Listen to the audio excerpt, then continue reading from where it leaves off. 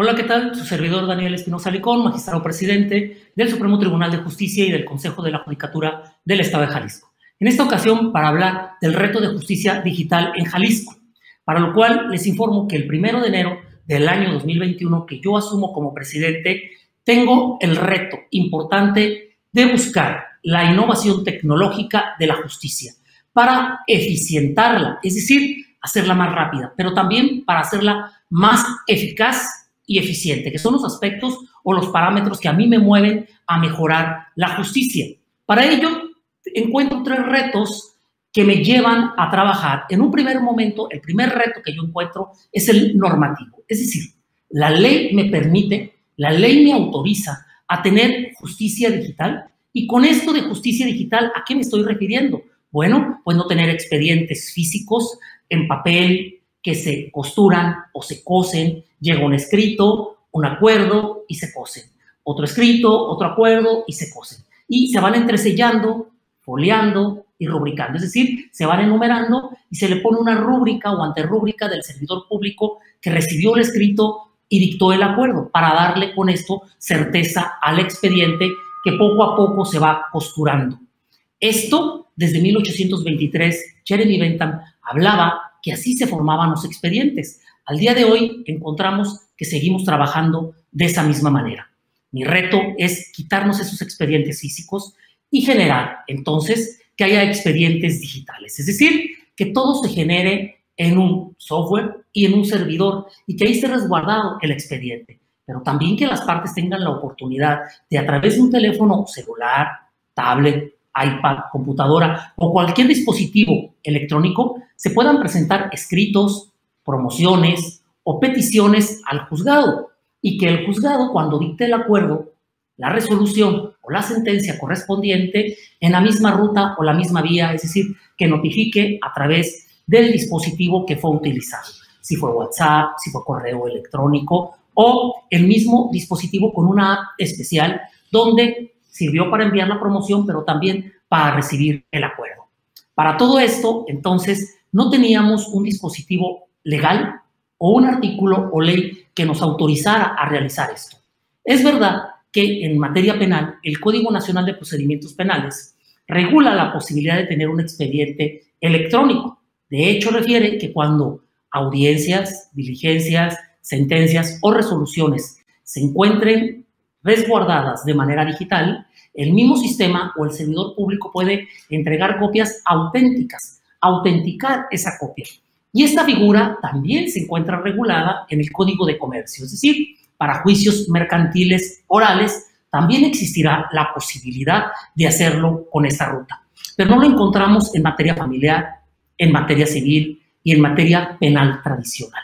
De ahí que, en ese sentido, se generó unas mesas de trabajo con el Congreso del Estado, es decir, con los señores y señoras diputados y diputadas, para generar una reforma a 3 leyes.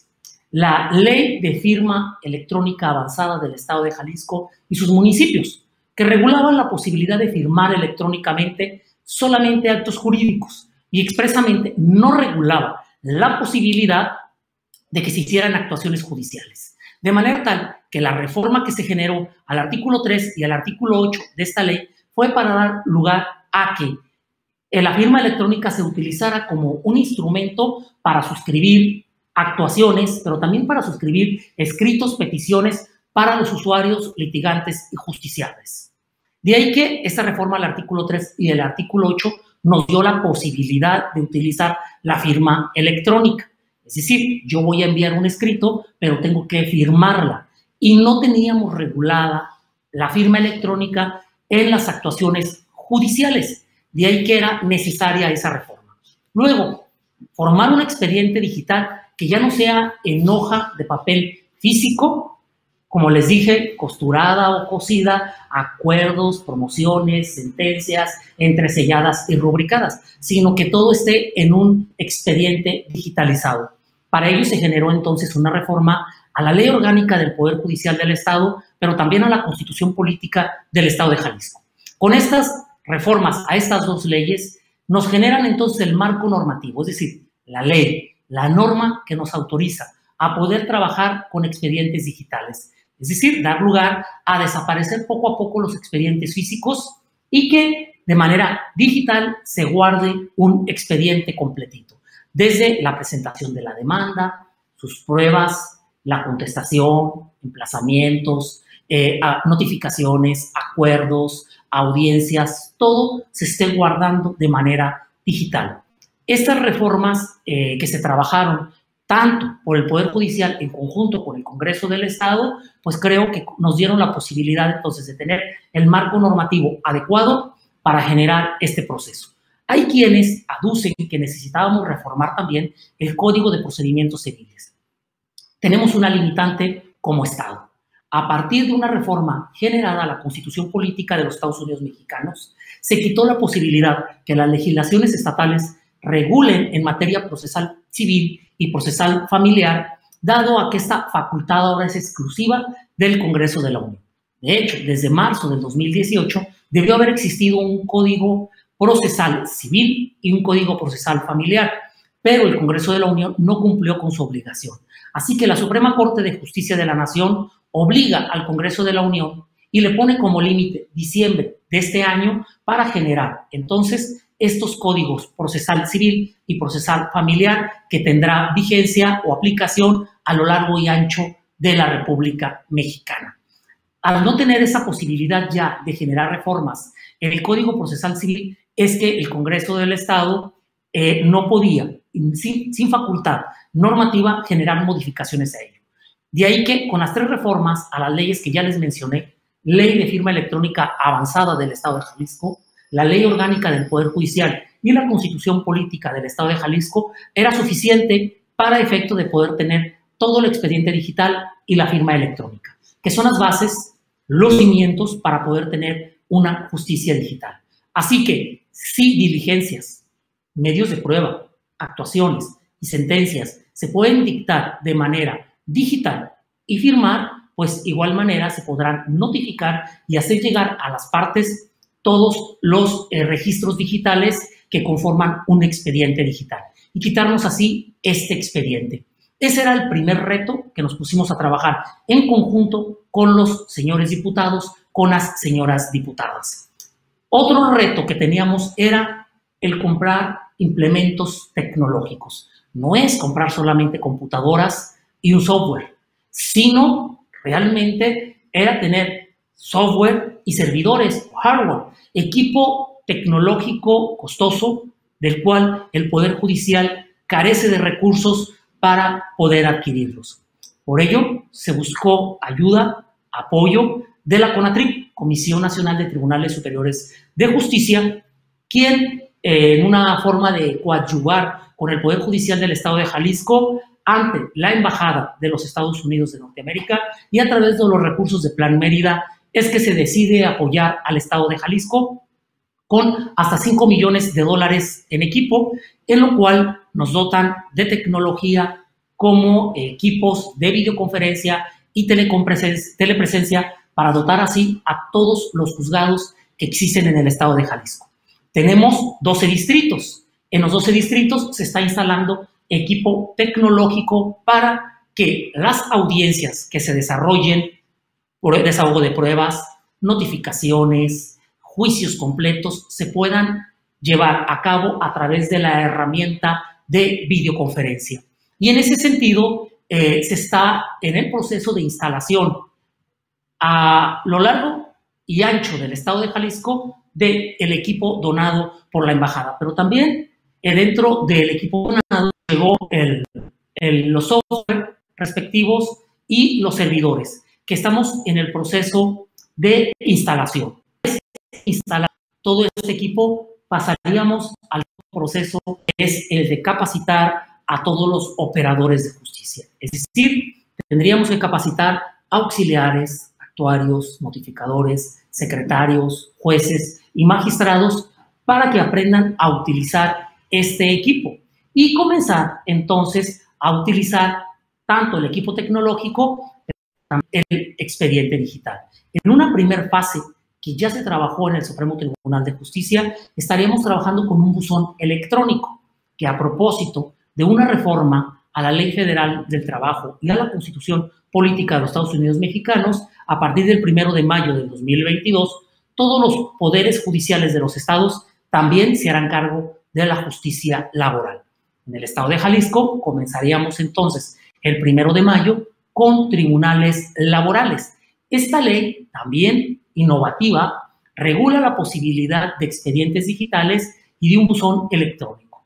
¿Qué función tendría el buzón electrónico? Pues el que ya más o menos les expliqué. Es decir, que una de las partes que pretenda presentar una demanda, si ya presenta o ya cuenta con su firma electrónica y ya tiene un registro, su cédula y ya contamos con el registro respectivo del abogado, pues ya podrá presentar su demanda de manera digital, de manera de escáner, podrá acompañar los documentos fundatorios y probatorios en sus escritos de demanda. Posteriormente se le dará una fecha para que exhiba los originales de ser el caso, y todos los escritos que posteriormente presente pues tengan esa modalidad de ser electrónicos, es decir, a través de cualquier dispositivo electrónico como un teléfono celular, un iPad o una computadora, hacer un escrito, presentar la firma digital y enviarlo a una oficina de partes, que ésta registrará su recepción y lo remitirá al juzgado correspondiente. El juzgado correspondiente deberá de dictar un acuerdo o resolución correspondiente dando respuesta a la petición. Ese acuerdo o resolución deberá ser notificada a las partes bajo la misma vía y llegar al dispositivo electrónico la notificación y el documento digital completo para enterarse del avance o la respuesta a su petición. De ahí que, en ese sentido, el reto para tener justicia digital, pues en un primer momento les dije era normativo. El segundo proceso fue el tener la tecnología, que gracias al apoyo de la Embajada norteamericana, pues podemos dar un avance porque contamos con el equipo tecnológico. ¿Habrá falta algún otro? Sí. ¿Habrá falta algunos otros software o programas? Sí, pero decir que contamos con una excelente oficina informática que dirige Joel Urrutia y que él ha trabajado algunos programas y software de manera gratuita, es decir, solamente su sueldo, y con ello ha generado programas que en el mercado cuestan millones de pesos y que el Poder Judicial no cuenta para comprarlas, pero que con la innovación, las ganas, el profesionalismo del equipo que tenemos en el área informática, pues salimos adelante con los programas que se requieren. Y algún otro equipo que tendremos que adquirir, pues bueno, buscaremos la forma de poder adquirirlas para avanzar en este tema de justicia digital. Y luego viene un tercer aspecto que quiero explicarles un poquito más a profundidad. Al día de hoy existe un debate sobre si la tecnología puede ser utilizada en procedimientos jurisdiccionales, dado que en España, por ejemplo, en el 2003 se generó una reforma a la Ley Orgánica del Poder Judicial y a la Ley de Enjuiciamiento Criminal, donde daba la posibilidad de, a través de herramientas o apps, Zoom, poder desahogar videoconferencias. Lo reguló expresamente, pero comenzaron los primeros juicios de esta manera y llega al Tribunal Supremo Español, quien dictamina que esta norma, es decir, tanto la Ley Orgánica del Poder Judicial de España como la Ley de Enjuiciamiento Criminal, eran inconstitucionales desde el parámetro constitucional español, ya que se vulneraba el debido proceso. Parte del debido proceso es la inmediación. ¿Qué es la inmediación? Se las explico de manera muy sencilla. La inmediación es sin intermediarios, es decir, que entre el juez y la parte que está peleando o está litigando, el juez y la prueba, no existan intermediarios. Que sea el juez quien recibe la prueba ya personal, que puede ser, por ejemplo, en un civil el actor, el demandado, el abogado patrono de alguno de los dos, y que ellos estén presentes, y que si se va a desahogar una testimonial, alguna pericial, pues las personas comparezcan frente al juez y el juez los vea, escuche y desahogue la prueba y posteriormente determine si la prueba es eficaz o es ineficaz. Es decir, si le convence esa prueba para justificar que ocurrió un hecho y como consecuencia procede la acción. En materia penal, sería el desahogo de la declaración de la víctima, del acusado, el abogado de la víctima, que será el asesor jurídico, del agente del Ministerio Público, quien es la autoridad encargada de integrar la carpeta de investigación y llevar el juicio, es el órgano acusador, y en ese sentido, que ellos estén presentes frente al juez. Y cuando tiene que declarar la víctima, el acusado, los testigos, los peritos, pues sea frente a frente del juez. Eso es lo que en un momento se exigía para el desahogo de pruebas. El principio de inmediación es que el juez reciba la prueba, pero también la valore. Porque sucedía que en el sistema tradicional, esta labor de receptar la prueba comúnmente se delegaba a un actuario, secretario o auxiliar, y él era el que desahogaba la prueba. La escribía en un papel y el juez solamente leía la testimonial, pero no tenía la posibilidad de ver y oír de manera directa al testigo, lo cual se aduce que no se cumple perfectamente el principio de inmediación. Por eso, la reforma a las leyes, tanto en materia penal como en el Código de Comercio y en la Ley Federal del Trabajo, y en camino vendrá para la materia civil y la materia familiar. Y uno de los requisitos que exige la ley y lo contempla como principio, pues es precisamente la inmediación. Esta que les digo, que el juez tiene que escuchar la prueba, desahogarse la prueba frente a él para posteriormente determinar la eficacia o ineficacia de la prueba. Y en ese sentido, lo que se cuestiona en el Tribunal Supremo Español, pero también en el Tribunal Constitucional Colombiano, donde también el Código Procesal contemplaba la herramienta de la videoconferencia como medio útil para desahogar pruebas, en la que también dictaminaron que era inconstitucional. Consideramos que en el Estado mexicano las condiciones son distintas, y son distintas porque ya la Suprema Corte de Justicia de la Nación dictaminó, al menos en un caso penal, que los magistrados en un tribunal de apelación pueden valorar pruebas y que no tienen que los testigos para los magistrados, sino que en la videograbación que quede, los registros de videograbación que quedaron del juicio, es donde los magistrados que integran el tribunal de apelación van a analizar las pruebas para determinar sobre la eficacia o ineficacia de las mismas y sobre la valoración asignada por el juez y si esta fue asertiva o incorrecta. De ahí que, a mi juicio, la Suprema Corte de Justicia de la Nación abrió la puerta para determinar que si un magistrado puede, en todo caso, valorar la prueba a través de una videograbación, sucede que en una videoconferencia sucedería lo mismo.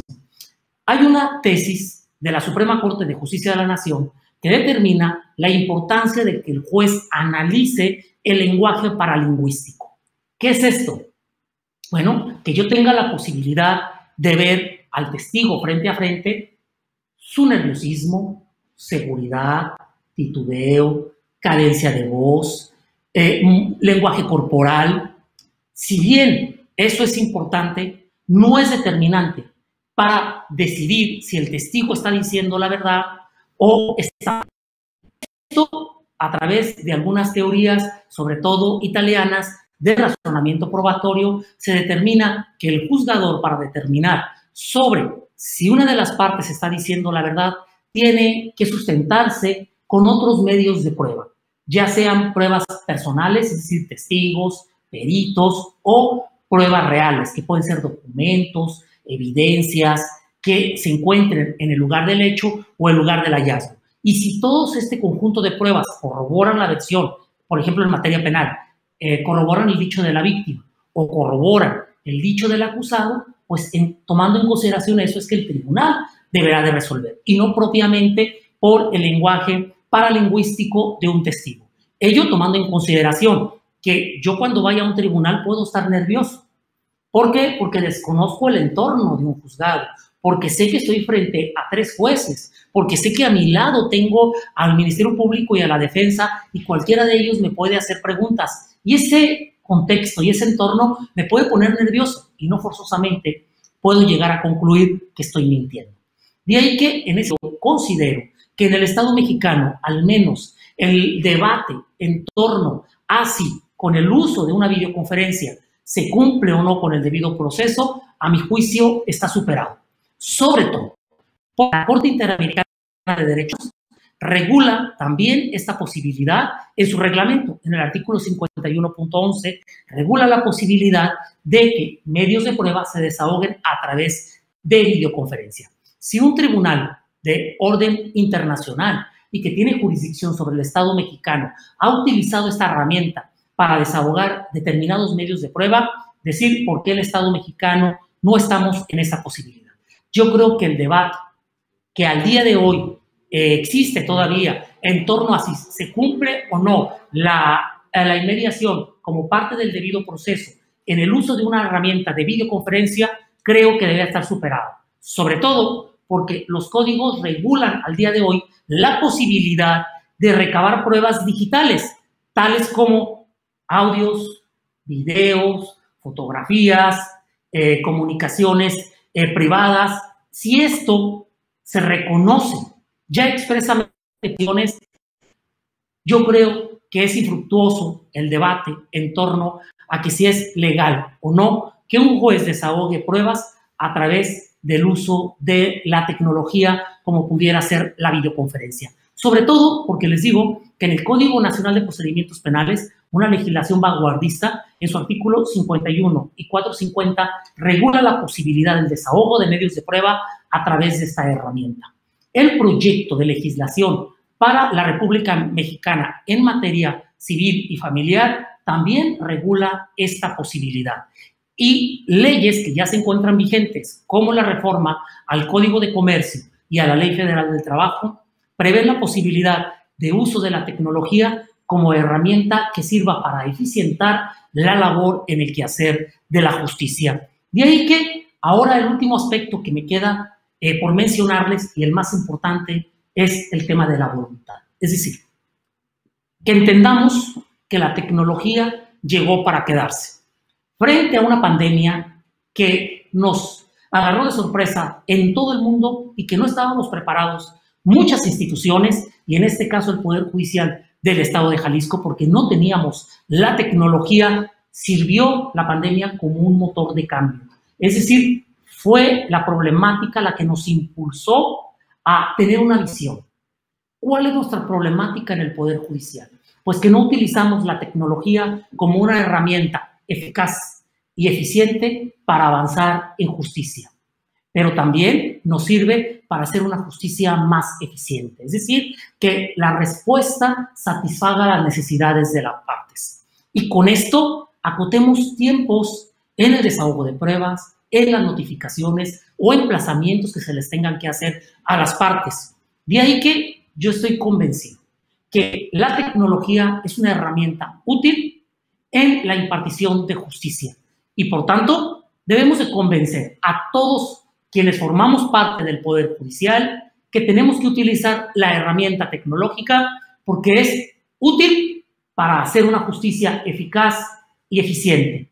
He de decirles que al día de hoy sí contamos con juzgadores que ya utilizan las herramientas tecnológicas en sus procedimientos. En un caso de Tepatitlán, que tenemos un juicio completito desahogado por una juzgadora, en el Centro de Justicia de la Mujer, donde se han desahogado aproximadamente 4 juicios completos, todo desahogado a través de una videoconferencia y con un resultado ejemplar. En Ciudad Guzmán, también en Ocotlán, los juzgadores han sido innovativos en su actuar con una respuesta y un resultado extraordinario. De ahí que, a mi juicio, la voluntad es el punto toral en todos los que integramos el Poder Judicial para entender la de cambio. Y termino con una frase de Albert Einstein. Existe una fuerza motriz más poderosa que la luz eléctrica, que el vapor y la energía atómica, la voluntad. Y con voluntad podemos avanzar en el uso de la tecnología como una herramienta eficaz.